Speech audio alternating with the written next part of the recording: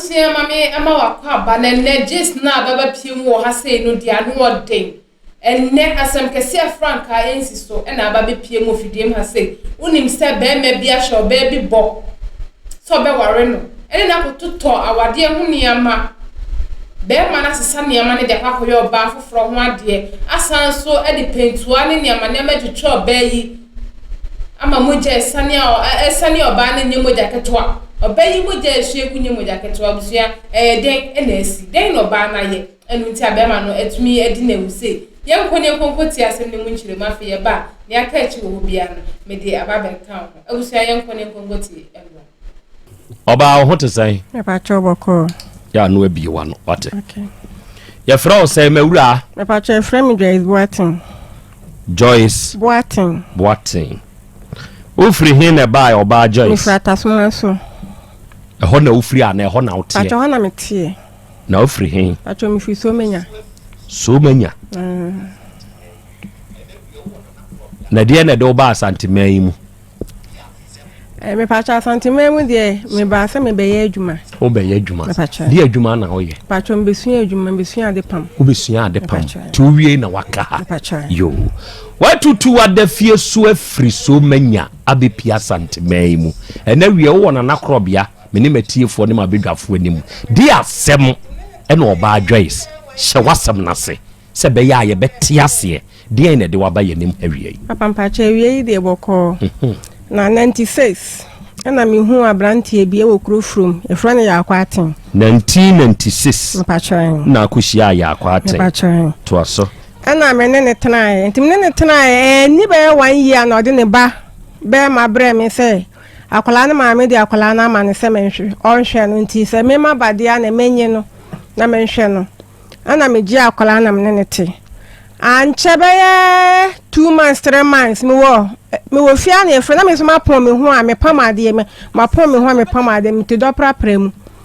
ana obi frame wona adwuma so adwuma magazine oye car tank ono bi fra me ka kire me se me kunu yale nti ade na to hospital me ko na ye henia na ya ase ahono na mde ko 2G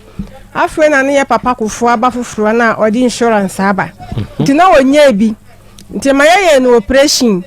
nti ye no operation mi amisi me kwaji iska no madam fu bi ho Mary ne kro yo che me 5 million wa anyi ni nyina na busuafo antwia 1 cedi ana me ne tena na ne ba no wa me ho no so akwala no yale ko da hospital ni nyina me ne na nti ye no operation ni wie no be dey fie 1 year me na me hwe no obusuani bia amfa 1 cedi krampo ama ana me ne tena na me ne nyim na ye be wo ye ba penny na sankwala na ye mienu ana akacha me se magazine ho na owo no ensuo ni ho nti o me mani ska kakra wo no watu abula nto okoto livers abechichem na me di 10 million ne ma no nti mi wo ho na obeka kire me se ensuo no omotopa ensuo bia ni ho nti omoto nti obetu susu na nadanfo bia ka kire ne se asase bi wo maase 15 million nanke yakoto bi na me see you nti o ho na obeka kire me se onya 15 million to okwa na san beka kire me se okoye no fu ni 30 million nti wonya nde na me se ni ofa we ni nto ase ni enye 30 million no mo ana ode to ase na onya 15 ko so ana mama omene ni nyina ko ne ko hwe nti okwaje paper ne ba mi na ade aye mi ani ne ya ye de nti na ode wonko awudi na ye o se mani brade ye be ma no mani brade na mani brade ye say ye mi ani esika na de akoto esika no kra metimi aka say ye media say se na de ma akoto libes be hihye sa de ni ma odi ji esika nkakra o se mani brade nti mi susu hu chiro bi na o se mi nyai nkwala wo mi ntimi nyai ana papa mi je echiredi mi je chedi san ba nyim do to su mienu menena ka se ni nyemu su mi refi ba ko menena wo pani no mi sister be wuye ama mebusu afro free so menya bai ama mo ka kire ne se de enti no ne ma wo a onni mebusu afro ente ma mo je no o ma ne bo kokoko 1 million no mo je no crate ko crate ba ko nti ni sister ba ko PF ni sister na de obeka ne se ono kro ne be ma na wo bebrebe kra mpo na busu afo mfo so ne se o meye ne ho ade nti ma omu nyina ko mi sister nka che mi se busu ya mewure mu nti e be bo ame na mi sister ya hwe mi na wo awie ana papa ya timu a ye benyim do to so mi na kola ne hye machi menyim ketwa ne ba ne ka me ho me so me ba ne ka ho na me de na hye kire ne ye mi ko nsuo na me no adwane ne ye to cement papa me to cylinder tintin bi no ka hye me say ha adwuma ne hye da nko yie papa nti wo bia bi wodu nko nti me fa cylinder ne man no fa nko papa me de cylinder e man no okoye nso ho ye kama nti okoja ne wo fa ase ba ko wo ho me hu no so me babusuani bia metena me nchen da ne nua ba betena me nchen ne nua ba be ma betena me nchen ne nyina ara me no mo na net me to mo di ne nyina ye te ho kama papa sa ko bia adwuma ni wa nto akurom enti anto akurom na ko bia adwuma bi ha na ko fa nsem ne nyina ba ai okwa first na di week na wa ba edi week na wa ba fa na 2 weeks 3 weeks afeda ko ba ai yet was a ko dware nti mo so ne number ne fo bia number bia bele sa na mpeke na ukru ni ko dware no ko dware e na number bi frɛ no bebri a bele sa number ne so ta frɛ ne pa anadu nyina oba number ne ta frɛ na mpeke me peke na mka jensa maame me pa cho be ma na frɛ ne sa no o wayire o o si ai to wayire sa wo hu no na wodi kan wo baako ano ne wa ba wu mienu nti sans no betimi agya wa befo ni pa foforo oba na wo frɛ fo so oba no ne kan sa asem no nti ma me twro number ne to ho ana me frɛ no nti me frɛ no na be ma no ko ya me frɛ no me oba ne ka sa se ye kasa wo phone so na be ma ne beje phone no efri oba no ho ana ma me hu so na che se ye ni bibi no na mpa ye ni sister bi so na theater so ma so efie na ga ni ti do problem awo sa eyi ho baby ano o te na nto okurom ho no nti sister ne ka che me se we hu se mi kunu ba ono ababa we bi nete nti papa ya me no kura mi dress se kremoni ana me koye we free kumase e kwanto okurom papa mi ko di 3 days ni nyina no address te se kremoni ni nyina ma address te se kremoni na address say kire me papa nkramofo de wo mu different dress ma nkramofo ata na kata o manim ni nyina na ma share space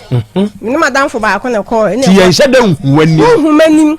enti baby sister no ya store no baby wo ho na ya no ni jebu an betra ga na friend jebu aton spin roll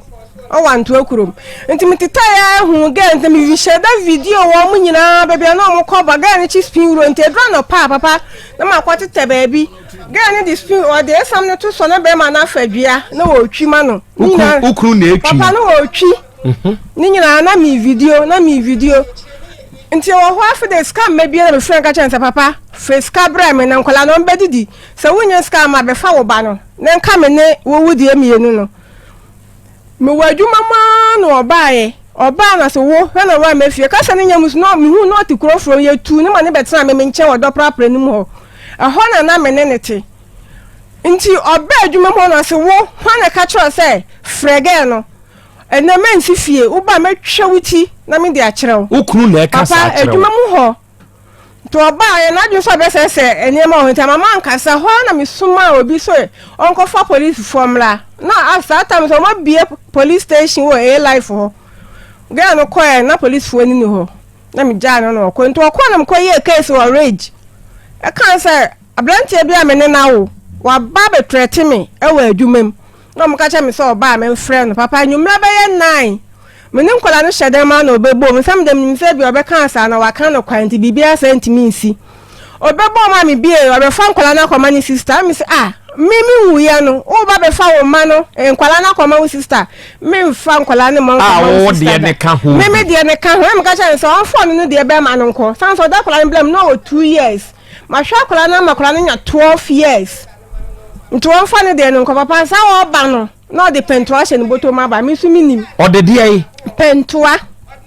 ahye ne boto me su minim ti me ne prayer e de ma adwo se me ye wo se e ba nipam ye ti bishop opposite ye ti lolo kwan ho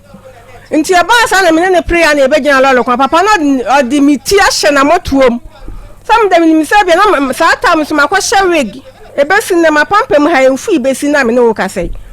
nti sa de mi hye na motuom sa no de pentoa ni twa me na me su minim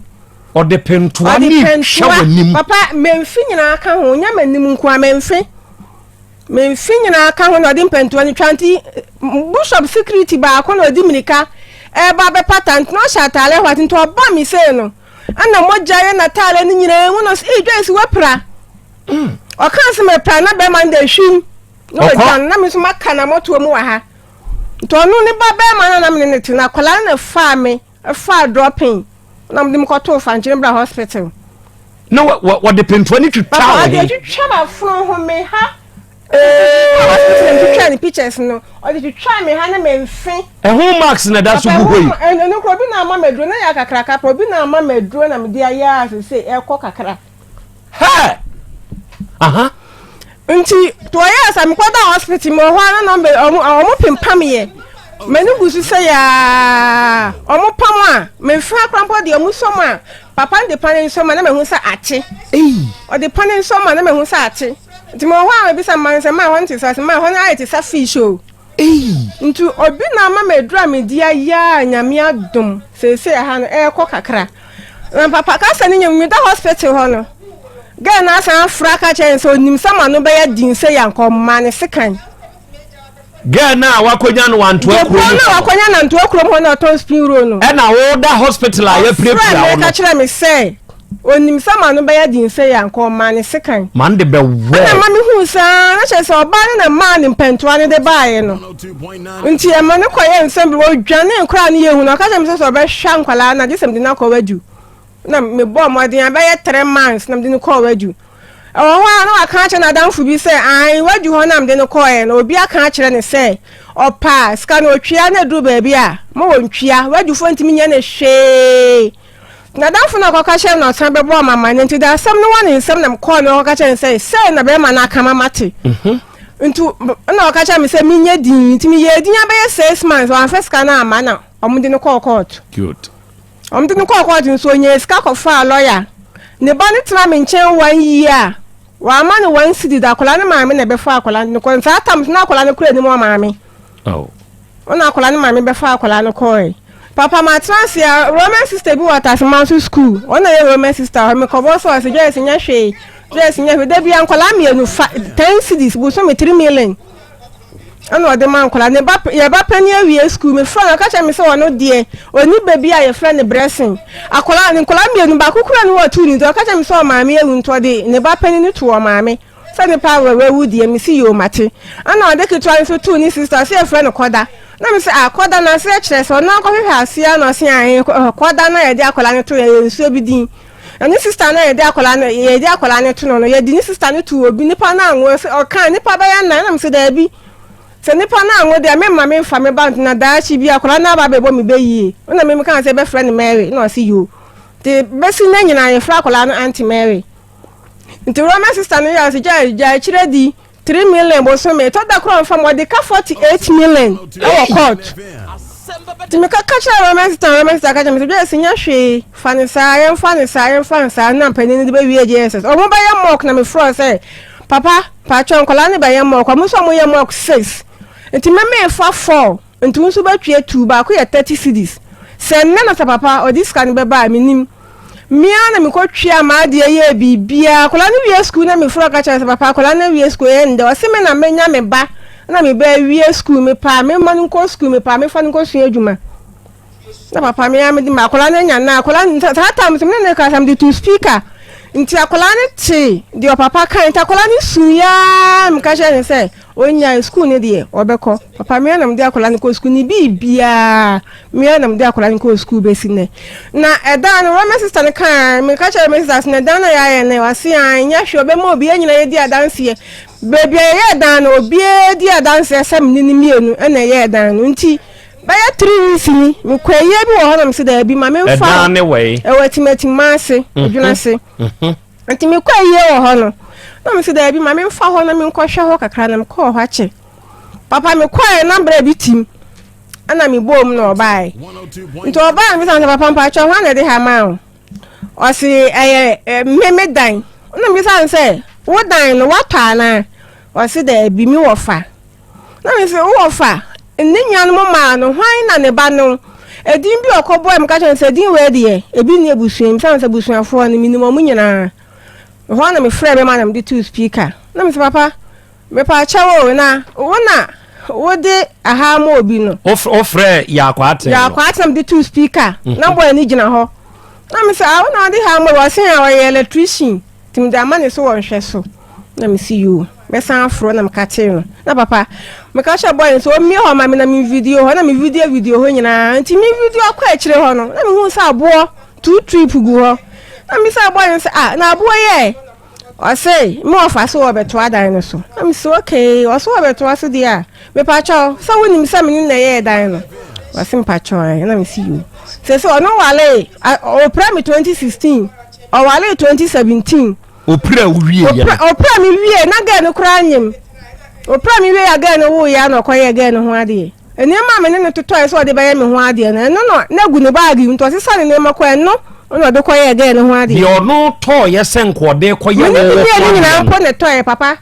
me ni mi ani nyina ne to ne ma ko pro amo boa for ma ware wie ya boa ne ma na wie no ka kire me se obi dan ya yetim do prapram na yetim no enche on be ba betu ye nti se scan wo de kwaye me ho ade me mane fa ye fa nkoto adan so na ye nwie ntam ye ntunko so de be ya o ye me ho ade wi aye ntra do prapram ni biom ana sa problem we ba ye ana papa me je ni nyina me je kiredi na me kwaya na me ka sha boy ni se bebia me ni na ye dru ni me pa ni chow so be to ase di ase se wa wale enti bebia me ni na ye dru no on chen fa me de mame so de be ya o to aso wi a o me ka se ne yiri ni sika wo mu bi ne nko fa sembia ma papa ma ka wie ma ba me baby Sunday mo ho mi si mi nema na wa frɛ ya and guys asembe da ko keka a kire boy no mi so me ko ka kire boy ni se baby me ni wa ya du me pa chaw che na family e mame na wo de no wo to aso wi a wan hwe na se wo to aso be ka che me se wo yiri sika ka ho ai ma bo dua why na e ka se be ma na e kasa no ya kwate ma bo dua usi asas no dua na nyaw papa kasa no nyaw nsu 2 years ni me so ndai na asa mi na msuom no be ka cha me se mi ko papa mi ko hwem na ya kwate abom dua se mi ni si asas no so no kunu na family ni mienu mane na ase ana me ko do da na dua no ho be si ne mi so me ka cha conference ona ni mu ni so na conference o ye nsuo ba tan to ne de onye sa ene na se asam na okansi se wa bɔ me dua ampa te ma me so me bu fui ka chan se me so me ko bɔ ni dua se me wan si di kura ni ma o si asaso so ni kunu fa ni nua ma na ase nti me ka se na papa bi twam papa ne ka chan me se me ka se wie papa ne ka chan me se me nya botre dua bɔ ne de enfa hwe ma me kuni pa me nya fa so bi a wo so nti o kyerɛ me hanam de ne bai nti papa mpa cha me problem nyina ne se ejapade amene ne yeye no onche no fama me papa cho de ntia me de bae no na nkola ne so wonhwe wo mo sa 3 million no de man nkola ne de papa enso wo mo se nkola ne sinya ne ma on kan kira me se nkola ne nya ne ma na me ko hwe nkola ne papa cho ma asem nyina ni okay enti Joyce on ne wo yanim ha ya se ya kwa aten we mpashe so wo manso data no sa oba na o ka se nkodim sa nko ma ne sekan no no ware no ware njebua ono ware mpashe ti oni ni nyina na wo manso data no oni na wo ho na meja ba akukura wo obi kire me die o mem kwatana ne nchen no o kire me se nsuo bi wo ho e frɛ no bone e ho na ga no sole a odi agro ntimi nko ho kwa ye topan no na eko timi to o ma me to pan no di firi kuma se di firi akobone ho eye nsuo ne da ho ntimi ko ye papa pani na ni afi mi ye sure so na kom nsuo no mi to ko suya mi ensa ana pan no 25 de ne ba akon timi ko ye mi wura ho na sima papa no be kan se obo mi obi sa mi de mi boy ya no se mami je chire di wat na ga no wadi be ma na ba ha da ho na obo ni din sa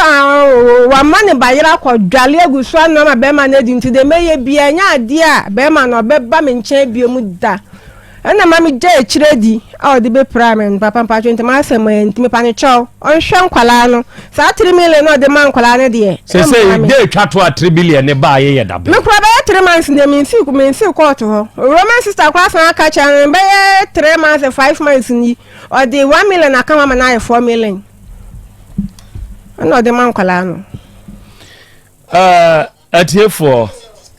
me wo emfonyini bi ewo me miano ada na wanko ma TikTok wa anya ma die awade etumi de ɛmaa no bi ekom ɛbra awura no bɛɛma no efiri manso ba sɛ na mpentoa ɛhyɛ ne ho na ɔde bebie gɛɛ no saa tam no famfonyini ni bi kyerɛ atiefoɔ ɛgya kwa me deɛ na uhunu Otec 102.9 FM. in the year 2016 ɛna otwa saa mfonyini wei in the year 2016 ɛna otwa saa mfonyini wei na yɛ September 12 yɛn tete hɔ no yɛ ne yɛbɔ date ɛde to photo akyi enti wohwɛ photo n'akyi a date a yɛabɔ na ɛda soɔ no ɛno bi ɛna mede akyerɛ mo ɛdeɛ na wohunu na me hu abaya ya wɔto a wɔn hyɛ atadeɛ na plaster tare na so ntirem bonkum deɛ no ɛfama ba nani ho saa ɛna ne mfimu hɔ nso nkyɛn mu wɔde ba ne mfimu hɔ no ɛnso plaster ne bi so ɛtare hɔ a wɔte doctor for empaso awura enti wei yɛ empentoa no de ye wo sei enti wachi de no de san ho ene wanim de no so de san ho enti wono a onware o pra wa se wanim se be ya obi anzu hu a ompewo nye saa ene nuoma mu nyina na mototo isenke ye de ko ware wo no enu mom no de ko ye oba foforo ho ade aha de na nanim no ba pa edisa wo hwem fonyini e da so sese ya nanim no eno no sabre we na wo mfie sei mpacha 20 say menya 45 years until 2016 montim frim koti frimu montim frim no 26 jataba na eka o nabi wose na wose say menya 45 na 2016 ti ye pe nkoti frimu enti 40 something no 11 years free say doctor you should take hormones ni bi e no de abo ama wo 35 eja kwa me na eka o 35 okay enti sabre no nanim no enie sabre we na ne na wo sen patomienu enti oba be ma ne wa wo mienu ene oba be ye wo saade we ada na wo tete be ma na papa mentete no sanza nka me obi a metete na nko yalo ko da hospital no nka me wan si di kura nkom so mia misika na me di ko yi no hospital tena fie 1 year mia misika so ni wan si di kura ni nyina ye wa ni nyina ye mia na me de ne ba pen ni ko school dem jiska woni ba pen dem jiska de ne ba pen ni ko school no da so tiase na wani so no papa mpachan yenti a mebusa o saa ne se oba wo ne be ma sebe mototo mo ho ade a ode koye wo ho ade de se be ma beji afiri wo nsem se da bi me nware wo me de kwa akọware oba afoforo de emu owerem na be ma ade ba ko a ehia ye pa e wo ye ne ye yerenom empenafo asetenam eyebuo asa hwe eyebuo asa ayi SDA ni bi bo nwum bi hwehwe saa nwom ne mame mebo ne ma atie ne ne yemma se fa aware so yemma wa aware so aware papa enwom no mu no hwe tete wonwom na ne ebo no ho na ye enwom a ne ye de kyerɛkyerɛ etu nipa fo se kwabra ne ko ja be penka paskere ke adai paskere ke dia ne obesua free paskere ke mu oh ose oba onim dia sese woyo fo buo ma bema ye se wo di buo ma bema ho bema ya obone a eye ne ya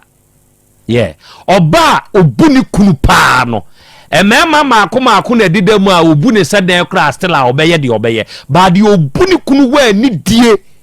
e de mani kunu tete ho no na yenka babe honey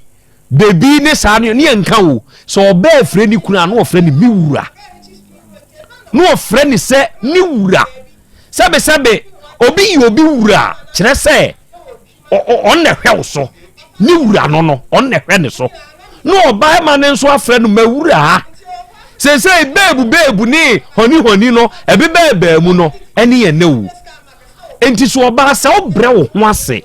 na wo hye wo wura se na wo bu wura obai wenya wawade enti sa bi na mibusa o menua ba sa bre na wani nso no meboa pacha me ni problem bia ubisa o me na fufu na onu akasa ko mo no mo kodi nkomo a